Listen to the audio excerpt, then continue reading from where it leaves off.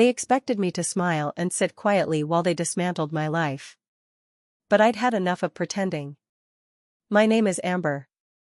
I'm 29, and last month my grandfather died and left me everything: the house, the stores, the accounts. Over $2 million in assets. He left it all to me. And I know exactly why.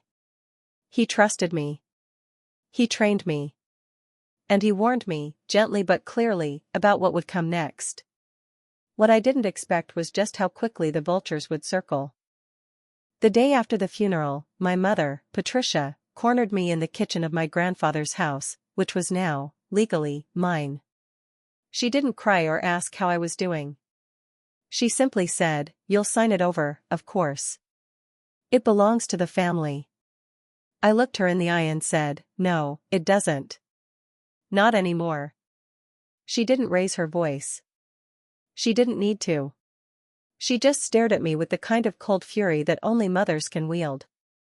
And then she walked away. That was 3 weeks ago.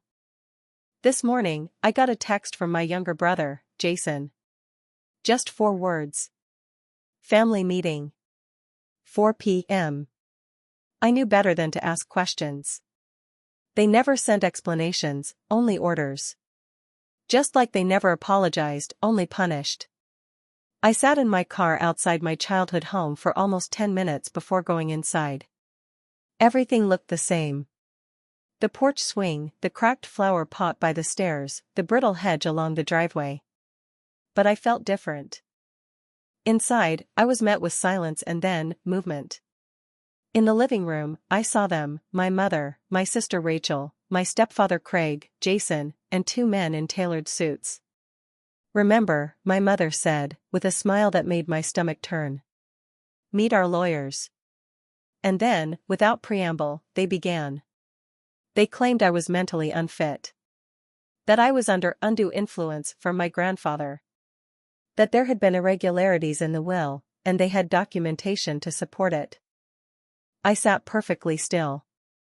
I didn't speak. I didn't interrupt. But something inside me hardened. It wasn't just greed. It was betrayal in its purest form. Rachel refused to meet my eye. Jason kept fidgeting, clearly rehearsed but not prepared. My mother? She looked triumphant. This was her stage. Her moment. The child she'd never quite understood had just become her greatest threat. The lawyers talked about conservatorship, about probate, about contesting the estate. And all I could think was, so this is what he meant. When my grandfather warned me there would be pressure, this was it. But I wasn't that scared little girl anymore. I wasn't the silent one in the corner. They wanted a fight. And I would give them one, not with noise, not with drama, but with precision. I walked out before they could finish. I didn't slam the door. I drove until the sun started to fall behind the trees. And then I sat in a parking lot behind a closed diner and opened my laptop. I knew exactly where to start. The first document I pulled up made my hands tremble. But not with fear. With something quieter. Colder. Resolve. Because they thought I'd break.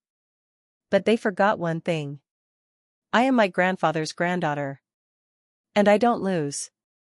He taught me to keep my face still, even when everything inside me was breaking. So I did. I drove back to my apartment as the sky turned from gray to black, my hand steady on the wheel. It wasn't fear I felt. It was something quieter, something colder, like the calm before an operation, when the nurses are silent, and the scalpel gleams. I didn't cry. Instead, I pulled out the fireproof lockbox I'd kept under my bed since college. Inside were folders labeled in my grandfather's handwriting: trusts, titles, business holdings. It wasn't dramatic. It wasn't secretive. He'd given them to me himself 2 months before he died. Just in case, he'd said. I hadn't fully understood what he meant then. Now I did. I laid them out on the dining table one by one. Each document was a thread, and together, they formed a net strong enough to hold me. He'd prepared for this. When I was 9, I once watched him pull a rusted nail from a plank of wood and replace it, quietly, precisely. I'd asked why he didn't just toss the whole board out.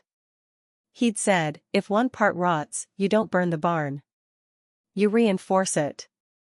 That was how he approached everything, even family. Especially family. My mother never stayed long in any one truth. She was always in motion, reshaping facts to suit her story. One moment, she was a victim. The next, a martyr. Then the boss. Growing up, it confused me. Now, I just recognize it. She doesn't lie because she's malicious. She lies because she believes the version of reality that gives her the most control. And she taught Rachel and Jason how to do the same. But I never played along. It wasn't courage, exactly. Just clarity. Even as a child, I saw things for what they were. I never believed the tears or the promises or the staged generosity that followed her outbursts. My grandfather saw it, too. He used to take me on walks around the block after dinner, just the two of us. When I was little, I thought it was because he liked the fresh air. Later, I realized it was to get me away from the noise. He'd hold my hand firmly, and we'd talk about nothing, weather, school, stocks. But sometimes, he'd pause beside the big oak on Ellsworth Avenue, his thumb rubbing the edge of his cane, and say something that stayed with me. "You don't owe anyone your silence, Amber. Not even your mother." I never told him how much I needed to hear that. In high school, I started spending weekends at his office downtown, not because I was assigned, but because I asked. I filed papers, ran numbers, sat quietly in meetings where grown men twice my age softened their voices when he walked in. He treated me like I belonged there. At 16, he let me take over payroll for the smallest store in the chain. He sat beside me, guiding me through spreadsheets, pointing out mistakes. When I caught a recurring vendor overbilling, he didn't praise me. He just nodded. "Always look twice," he said. "People get sloppy when they think no one's watching." That's when I started paying attention to everything. The way my mother's mood swung with the credit card statements. The way Craig started showing up with business opportunities the minute Grandpa fell ill. The way Rachel's medical procedures multiplied every time Grandpa refused to co-sign a lease. None of it surprised me anymore. When I was 22, my grandfather had a stroke. Not a major one, but enough to scare us. That night, he called me into his hospital room. No preamble. He said, "They'll come for it." I asked, "Come for what?" He looked at me with eyes that had seen more than I could fathom. "All of it. The money. The business. The name. They won't come with fists, they'll come with stories. So you better make sure your story is stronger." That was when I started documenting everything. Not because I didn't trust him, but because I knew I couldn't trust them. Every email, every text from my mother asking for a little help until Friday. Every voicemail where Craig hinted that maybe the store in Bakersfield would do better in Jason's name. I saved it all. And now, with those lawyers sitting in my parents' living room, accusing me of manipulation, I understood just how necessary it was. But even with proof, it still hurt. Not because I wanted them to love me, that ship had long since sunk. But because some small, buried part of me had hoped they'd at least recognize what this meant. That I had been chosen not because I was lucky, but because I had earned it. Instead, they treated me like a thief. I didn't sleep that night. I organized. I scanned. I labeled. At 4:30 a.m., I made a pot of coffee and opened the safe deposit box documents. Inside was the original copy of the will, notarized and witnessed. I compared it to the one the lawyers had presented, the one they claimed had irregularities. It wasn't just a forgery. It was clumsy. They'd used a font Grandpa never touched. The spacing was off. And the signature, it didn't even match the one on the trust documents. I sat back and stared at it. My mother really thought this would work. Or maybe she didn't care whether it worked. Maybe all she wanted was to scare me. To show me I wasn't as untouchable as I thought. To remind me that, in her world, control always trumps truth. But I'd seen what real power looked like. It wasn't loud. It didn't demand loyalty or scream accusations. It just waited. Quietly. Until the right moment. The next day, I called someone I hadn't spoken to in nearly a year. Her name was Elise Chong. Estate attorney. Brilliant. Brutal. And more importantly, loyal to my grandfather until the end. She picked up after 2 rings. I said, "It's happening." There was a pause. She said, "I'll meet you at noon. Bring everything." I did. We sat in her office for 3 hours, combing through signatures, timestamps, legal filings, power of attorney claims. When I showed her the forged will, she didn't flinch. She said, "This is criminal. We'll start with discovery." I nodded. But the truth was, I wasn't thinking about court. I was thinking about the gala. It was 3 weeks away. A legacy event held every year by my grandfather's foundation, the one now bearing my name. It was the one event my mother had always treated like her personal runway. This year, she wouldn't be on the guest list. But I would be. And that's when it hit me, not as a plan, not yet, but as a possibility. I didn't have to defend myself. I could simply show up. And show them what power really looked like. Because sometimes, the best revenge is nothing more than being seen. There's a particular kind of silence that follows betrayal. It's not quiet in the comforting way, it's hollow, echoing, like standing in the middle of a room after everything has been stolen. I lived in that silence for days. Elise moved quickly. She filed a cease and desist against my family's legal team within 24 hours. The forged will, once examined properly, unraveled almost immediately. Too many errors, too many inconsistencies. But the damage was already underway. That same night, my sister Rachel posted a carefully worded statement on Facebook. Nothing direct, just a vague note about being heartbroken over people we once trusted. Within hours, my cousins were sharing it. Aunts commenting. Old family friends chiming in with prayers and sympathy. The story was taking shape, and I wasn't in control of it. I didn't respond. I didn't defend. I waited. Elise warned me that silence would be interpreted as guilt. But I knew better. In this family, silence was never neutral, it was power.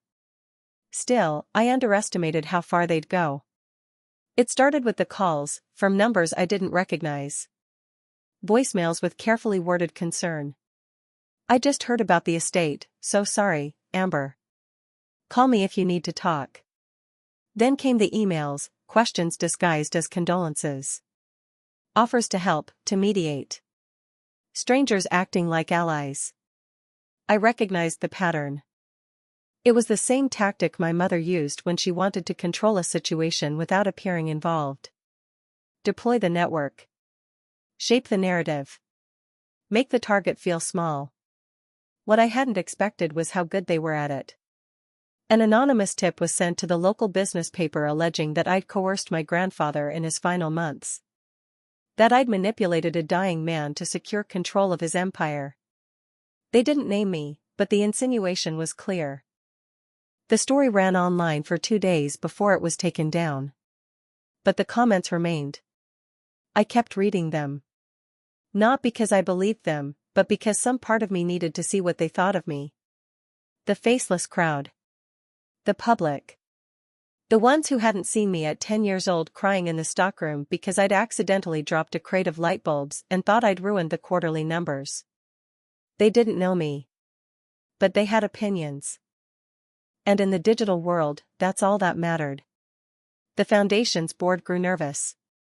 One of the senior trustees, a man I'd known since I was 16, called me under the guise of checking in. He said, "You know I respect you, Amber, but there's concern about optics. Maybe step back from the gala this year?" I didn't raise my voice. I didn't argue.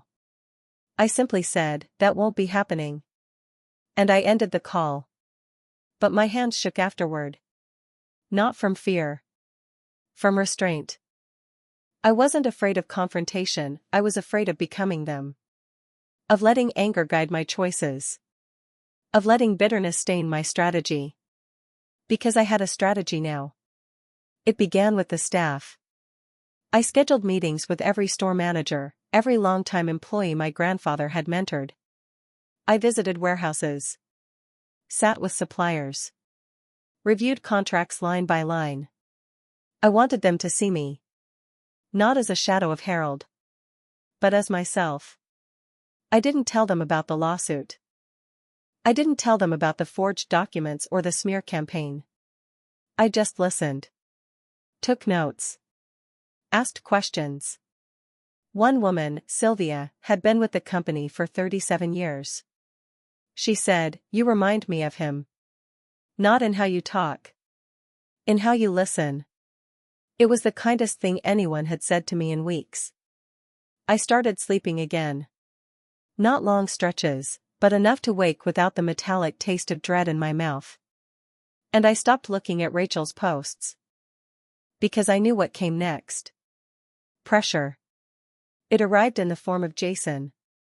He showed up at my door unannounced, wearing a jacket I'd seen him borrow from Craig last year. He said, "Can we talk?" I didn't invite him in. We stood in the hallway like strangers. He said, "This has gone too far. Mom's a mess. Rachel can't sleep. Do you really want to be the reason the family falls apart?" I looked at him, really looked. He didn't believe what he was saying. He just didn't know how to stand anywhere but behind someone else. I replied, "If it's falling apart, maybe it was never solid to begin with." He flinched. Just slightly. He said, "You're not the only one who loved him." That much was true. But love without responsibility is sentiment. Not legacy. I closed the door. I didn't cry. I made tea and sat by the window, watching the rain blur the city lights. Because in 3 days, the gala would begin. And I would walk into that ballroom wearing the dress my grandfather helped me choose years ago. Navy blue. Structured. Timeless. I would not make a speech. I would not defend myself. I would simply take my seat, front and center, as the chairwoman of the Harold R. Linwood Foundation. And I would let them watch. Let them sit in their borrowed dresses and stiff suits, surrounded by people who only pretended to care. Let them taste the silence they'd trained me to fear. Because I'd spent my whole life learning how to disappear. Now I was learning how to be seen. There's a moment, just before stepping into a room where everything could unravel, when the body goes still. Not from fear. From calculation. The night of the gala, I sat in my car 15 minutes longer than necessary, engine off, fingers resting on the steering wheel. My dress felt heavier than it had in the boutique mirror months ago. The satin neckline suddenly too formal. The heels, too sharp. But I wore them anyway. I didn't need to be comfortable. I needed to be undeniable. The hotel valet greeted me with a deference I hadn't expected. Maybe it was the dress. Or the last name. Or the whispered instructions Elise had slipped to the event manager earlier in the week. Inside, the ballroom shimmered. Golden light. Crystal glasses. Polished speeches waiting to be delivered. And then silence, not in the room, but inside me. I found my table near the front, as planned, and took my seat before anyone could intercept me. The placard in front of me read simply, "Amber Linwood, Chairwoman." My mother arrived 15 minutes later. Her entrance was as deliberate as mine had been quiet.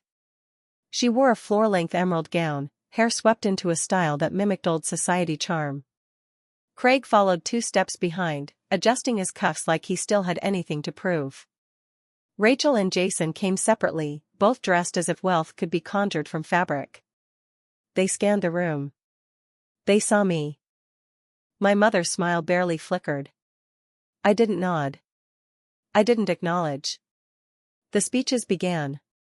They were hollow, safe, the kind of polished corporate praise my grandfather would have hated. He preferred sincerity to polish, facts to flattery. When they announced the annual Linwood Legacy Award, the presenter hesitated.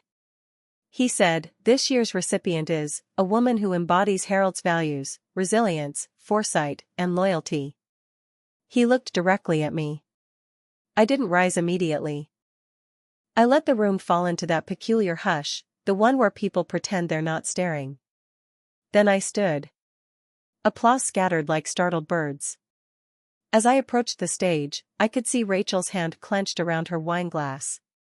My mother's lips pressed into a line too thin to hold. I accepted the plaque with both hands. I didn't give a speech. I just turned toward the crowd, nodded once, and returned to my seat. That was my statement. After the gala, I didn't linger. I walked through the marble lobby with my head high, the plaque tucked under my arm like an afterthought. Outside, Elise was waiting by a black car. She said, "You were perfect." I said nothing. We got in. The door shut behind me like the closing of a vault. In the days that followed, their panic became sloppier. Jason sent another text, longer this time, filled with half-hearted apologies, vague claims of not knowing what was really happening. I didn't respond. Rachel's boyfriend tagged her in a post about legacy theft, then deleted it an hour later. Damage done. My mother remained quiet, but I knew better than to think she was done. Quiet for her wasn't surrender. It was preparation. So I prepared, too. I hired a forensic accountant. Not to dig into my grandfather's finances, I already knew them. But to trace every instance over the past 15 years where money had been misappropriated from company accounts and funneled into what Elise called personal family ventures. We found nearly $500,000. Unapproved disbursements. Misused vendor accounts. Travel reimbursements that didn't align with store schedules. My grandfather hadn't caught it. Or maybe he had, and let it slide, hoping the tide would shift. But tides don't shift without storms. So I filed. Not to ruin them. To remind them. This isn't about inheritance anymore. It's about truth. And I had the receipts. Elise advised discretion, so we filed through a private channel, not public, not yet. Just enough to freeze assets tied to two of Craig's shell LLCs. The backlash came in whispers. My aunt called Elise's office, pretending to be a potential client.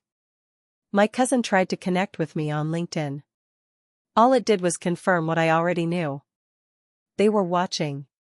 Waiting. Still trying to figure out how I became a threat. The truth is, I didn't change. They just miscalculated. They thought proximity to power meant ownership. They thought my silence meant weakness. They thought legacy was something you could steal with signatures and smiles. But they forgot something simple. I was raised by a man who believed in paperwork. And I never threw anything away. That week, I returned to the main office of the company, the one downtown with the old oak conference table and the framed photos of store openings. I walked through the hall slowly, letting the memories rise and settle. One door was still locked, the office that had been his. I had the key.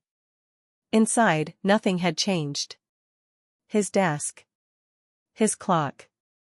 The framed article from his first store's grand opening. I stood in the middle of the room and breathed. Not because I missed him, though I did. But because I needed to remember the weight of everything he built. It wasn't just stores and payroll. It was trust. He gave it to me carefully. Quietly. Not with declarations. But with documents. The will wasn't the beginning. It was the final confirmation of what had already been decided years ago. That I could carry this. That I would. I left the office that evening just as the sun dipped behind the skyline. My heels echoed in the empty hallway. I didn't turn back. I didn't need to. The past had been archived. Now it was time to open the next file. And this one had my signature at the bottom. There's a particular weight to silence before a confrontation, not fear, but readiness. Like standing on the edge of something final. The meeting was scheduled for 9 a.m. sharp. Not in a courtroom. Not in a boardroom. In a conference suite rented by Elise's firm, Neutral Ground. No portraits, no memories on the walls. Just clean, white walls and polished wood. Like a surgical theater, designed for incisions, not comfort. I arrived first. Elise followed, her briefcase taut with documentation. She gave me a look I didn't need explained. We had what we needed. At 9:05, the door opened. My mother entered first, impeccably dressed in navy, the same color she used to scold me for wearing because it made me look too severe. Craig followed, his tie askew, eyes darting around the room like a man trying to locate the fire exits. Rachel trailed behind, silent, brittle. Jason brought up the rear, hands shoved in his coat pockets, avoiding eye contact. They took their seats. I didn't say a word. Elise started the meeting. She said, "We've invited you here to resolve the matter without litigation, though we are fully prepared to proceed if necessary." No response. She laid out the documents. The real will. The trust papers. The chain of title. Then she placed the forged documents beside them, side by side. Different fonts. Different spacing. A signature dated after my grandfather had been hospitalized. Then she placed a final folder on the table. She said, "And these are the financial records. Including the misappropriated funds and the fraudulent reimbursements tied to your LLCs, Craig." He opened his mouth. Closed it. Then my mother leaned forward. She said, "This isn't what your grandfather wanted." Her voice was steady. Practiced. She looked directly at me, and for a moment, I saw the woman I used to watch command PTA meetings, holiday dinners, family photo shoots, always with a curated smile. I replied, "It's exactly what he wanted. And it's what he signed." She blinked. Elise continued. She outlined the legal ramifications. The potential for charges. The option to settle, to withdraw all claims, issue a written retraction, and dissolve the fraudulent legal filings within 10 business days. Then she said something that finally made the room shift. She said, "If we proceed with litigation, we will seek damages." The word landed like glass cracking underfoot. Damages. Not just inheritance. Losses. Fraud. Intentional infliction. My mother's posture changed. Craig looked like he might be sick. Still, no one spoke. So I did. I said, "You forged my grandfather's will. You tried to frame me for elder coercion. You weaponized family against me. I don't need an apology. I just need you to stop." Rachel finally broke. She said, "I didn't sign anything." Her voice cracked. My mother turned sharply. She said, "Rachel." She said again, louder, "I didn't know they were doing that." Elise looked at me. I nodded. I said, "You'll receive a separate agreement. If you sign it and step back, I won't name you in the suit." Rachel didn't thank me. She didn't look relieved. Just hollow. Jason still hadn't spoken. I turned to him. I said, "You knew about the trust. You were there when Grandpa brought me the paperwork. You helped carry the box." He looked up slowly. He said, "I didn't think they'd go this far." I said, "You didn't stop them." No reply. Elise stood. She said, "You have until Friday." We left them sitting there. I didn't turn around. Outside, the air was sharp and bright. Elise walked ahead to take a call. I stayed by the curb. I wasn't shaking. I wasn't angry. I was tired. But not the kind of tired that needs rest. The kind that comes after carrying something heavy for too long. That night, I returned to my apartment and opened the last envelope my grandfather ever gave me, a letter he told me not to read until it was over. I unfolded the paper slowly. His handwriting was clear, deliberate. "Amber. I know they'll try. I know it won't be easy. But I chose you for a reason. Not because you're the smartest. Not even because you're the most responsible. Because you see what matters. Because you don't confuse noise with truth. Because you know how to carry something without needing to be seen doing it. If they hurt you, fight back. But fight clean. I built this so someone like you could stand where you're standing. Now make it yours. Love. Grandpa. I read it twice. Then I folded it carefully and slid it back into the envelope. Not because I needed to save it. But because I already knew every word by heart. Revenge doesn't feel like fireworks. It feels like breathing again. The deadline came and went. At 10:42 a.m. on Friday, Elise received the signed retractions. No public apology. No acknowledgement of wrongdoing. Just legal withdrawal of their claims and a joint statement prepared by her office confirming there would be no further contestation of the estate. They folded. Not because they understood what they did. But because I gave them no room to keep pretending they hadn't. I didn't celebrate.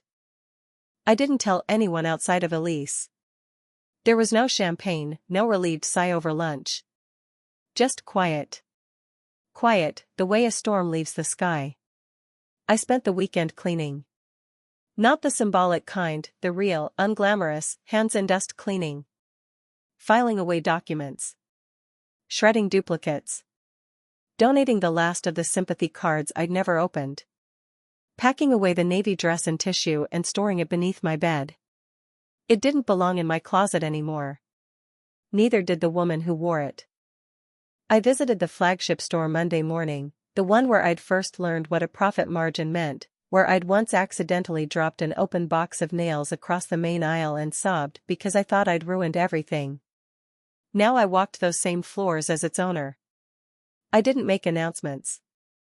I didn't ask for recognition. I just stood near the register and watched the rhythm of a place my grandfather had built from nothing, watched the employees fold uniforms with care, the manager adjust the display, a child tugged at his mother's sleeve asking about the model trains by the window. The ordinary rhythm of legacy. Later that afternoon, I met with our financial controller to finalize a restructuring plan, subtle adjustments to the foundation's payout ratios, increased allocations for scholarship grants, a new line of emergency microloans for single-store employees who needed short-term help. It was work. It was good work. And it had nothing to do with revenge. The board remained quiet. No more calls suggesting I step aside. No further mention of optics. The gala had done what I needed it to do, not shock them, just remind them. I was here. I belonged. And I wasn't going anywhere. What I hadn't expected was what came after. On Thursday, Jason showed up at the store. He didn't come inside. He just stood across the street for a while, staring, before walking away. I watched him from the office window. He looked smaller than I remembered. Not weak, just deflated. Rachel sent an email 2 days later. Just one line. I'm sorry. No subject. No signature. No requests. I didn't reply. There was nothing more to say. My mother never contacted me again. She didn't call. Didn't write. No threats. No declarations. Just silence. I checked the bank accounts one last time, the ones she'd tried to leverage through Craig's business filings. Frozen, untouchable. Legal custody had shifted to court-appointed supervision pending an investigation into misuse of charitable funds. I didn't pursue charges.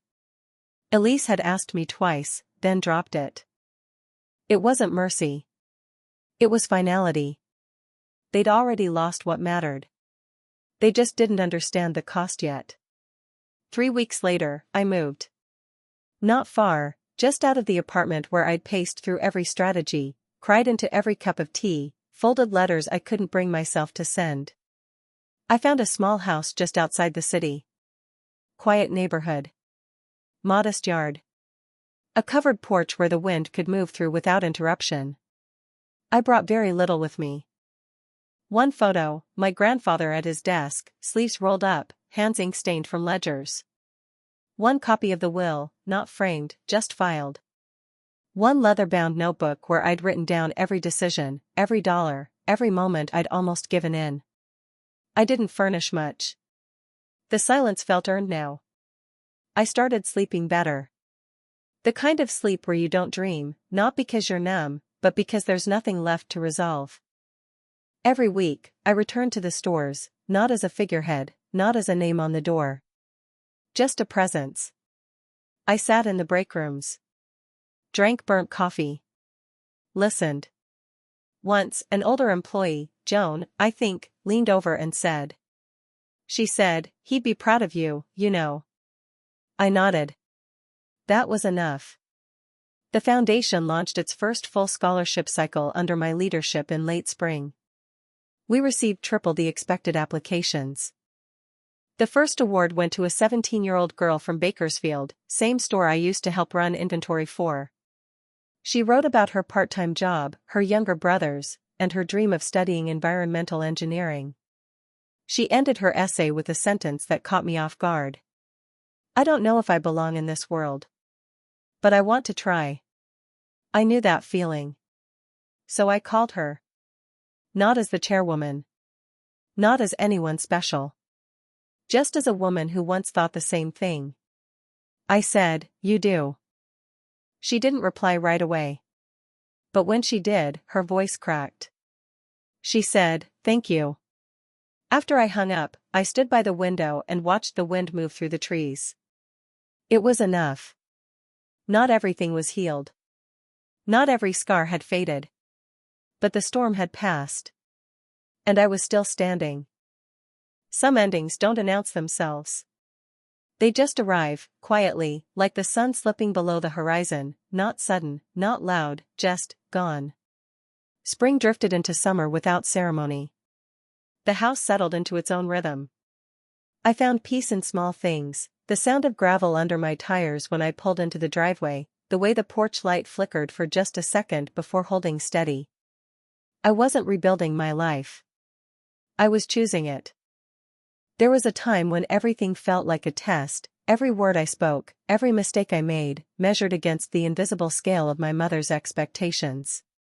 A scale I could never tip in my favor, no matter how perfectly I performed. But now, there was no scale. Just space. One evening in June, I visited the old lake house, the one my grandfather had quietly transferred to the foundation years before his death. It wasn't glamorous. Peeling paint. Weeds up to the steps. A broken window on the east side. But it was still his. Still ours. I spent 3 hours there, just walking through the dust, running my hands along the walls, listening to the creak of the floorboards. He'd always loved this place. When I was 12, he brought me here during a particularly bitter winter, just the two of us. We sat by the fireplace in silence for most of the night. No television. No distractions. Just fire and frost and the quiet hum of a man who understood that presence could be more powerful than words. Now, all these years later, I understood what he was teaching me. Stillness isn't passivity. It's strength held in reserve. I left the lake house without locking the door. There was nothing to steal. The real inheritance wasn't inside. It was in me. Back home, I received a letter, handwritten, no return address. Rachel. She didn't apologize. She didn't explain. She just wrote that she'd started therapy. That she was tired. That she wasn't sure who she was without someone else defining it for her. At the bottom, she added. You were never the problem. I just couldn't admit you were the solution. I didn't respond. Not out of pride, but out of peace. Forgiveness doesn't always need conversation. Sometimes it's just the decision to stop carrying someone else's weight. That summer, I turned 30. I didn't throw a party. No dramatic declarations.